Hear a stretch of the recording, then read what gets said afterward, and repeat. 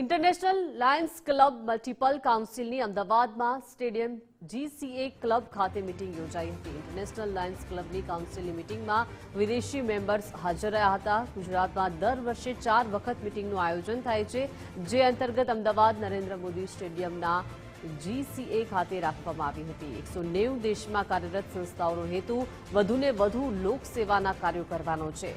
આવનાર 202ના અંતમાં વધુ 20 દેશોના લોકો આ મીટિંગ માટે ગુજરાત આવશે। ઓગણજમાં આંખની હોસ્પિટલ, કેન્સર પીડિતો માટે હોસ્પિટલ તેમજ અનેક સુવિધા સાથે લોકસેવાના કાર્યો કરવા ઇન્ટરનેશનલ લાયન્સ ક્લબ કાર્યરત છે।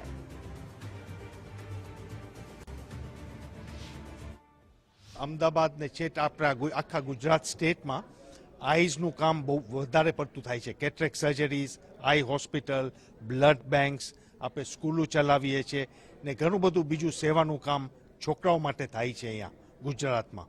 એટલે એ કામ આપણે વધારવું છે। અહીંયા આપણે મહિલાઓ માટે તો છે જ, કેમ કે મહિલાઓ જોઈએ છે કે આપણે જોઈન કરે આપણા લાયન્સ ક્લબમાં, કેમ કે મહિલાઓની જરૂરિયાત બી વધારે છે ને એ લોકો કામ આગળ કરી શકે ને ખાસ કરીને આપણે યુથને કેવી રીતના ઇન્વોલ્વ કરવા એ પ્રમાણે આપણી પાસે અહીંયા લાયન્સ ક્વેસ્ટનો પ્રોગ્રામ છે યુથ માટે, એસ્પેશિયલી આપણે સ્કૂલ્સ ને છોકરાઓ માટે કે લોકોનું બિહેવિયર કેવી રીતના સારું કરવું, એ લોકો ખોટા રસ્તે ના ચડે ને એ લોકોનું ભવિષ્ય સચવાઈ જાય।